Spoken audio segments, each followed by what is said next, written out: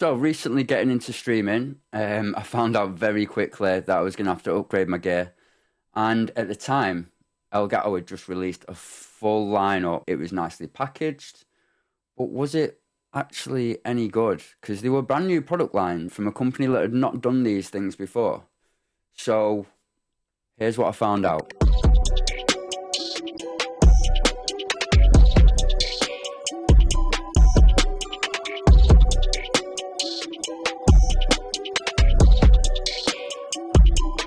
First and foremost, thank you for popping in on this video. I really appreciate you guys. If you want to catch me over on Twitch or TikTok or any of them other kind of mad places, all the links and everything are in the description below.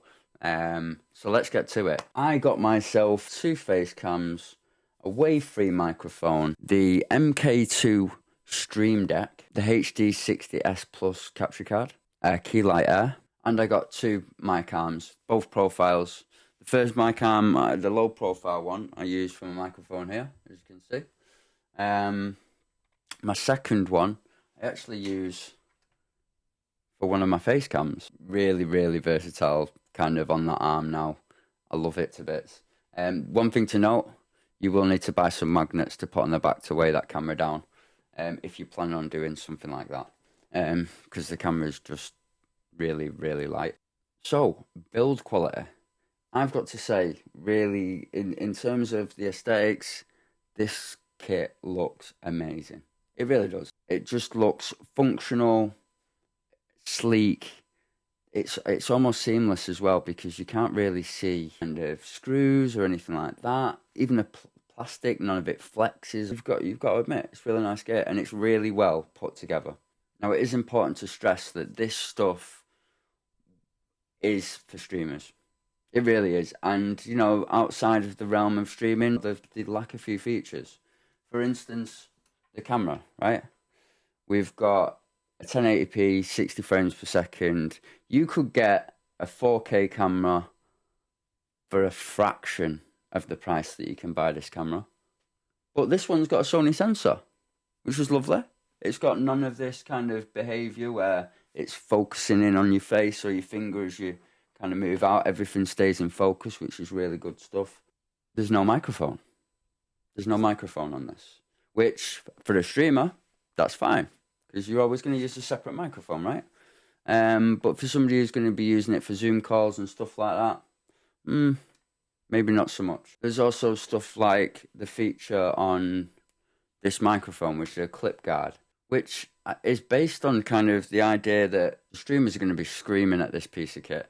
So this clip guard, the shock mount, everything, all the extra pieces that come with it, it just makes it a really, really capable, and as we'll go into in a second, the software, it's unrivaled. What really, really sets all of these pieces of kit apart from the rest of the competition, in my opinion, especially when it comes to the continuity, is the software. They have done an amazing job with the software. There was a couple of teething issues. Like I said at the beginning of the video, you know, there was a little bit of concern. This was expensive stuff. These are brand new product lines. I mean, the capture cards, they've been doing them for a while, but they've not been doing cameras and microphones and all that kind of stuff. They're all new devices to Elgato. So I was expecting teething problems, and there were. Camera wouldn't save, but Elgato probably last month released updates for pretty much all of the software. Boom, sorted everything out. And what I will say also about the software is it's really, really powerful and very, very intuitive.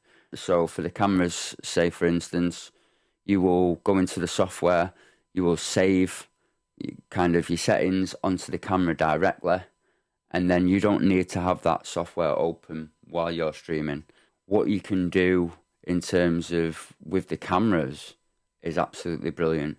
But then when you look at the integration across the board with the Stream Deck, how you can control the camera's lights and the microphone and everything else, you can literally do so many things with that as well. So that just leaves the elephant in the room, which is the price. Yes, this stuff is very expensive, but as we've gone through, it's robust. It's backed up with some really sexy software. it's aesthetically pleasing, it's functional, it's powerful, it's intuitive. Well done, Elgato. So thanks for popping in. This was just a general video, but this is leading you on to these 4 videos, which are going to tell you a lot more about it, including some hacks and what I've done to get around a few things, which I think will definitely help you if you've got a few pieces of these kit within your setup. Thank you as always, and I'll see you in the next one.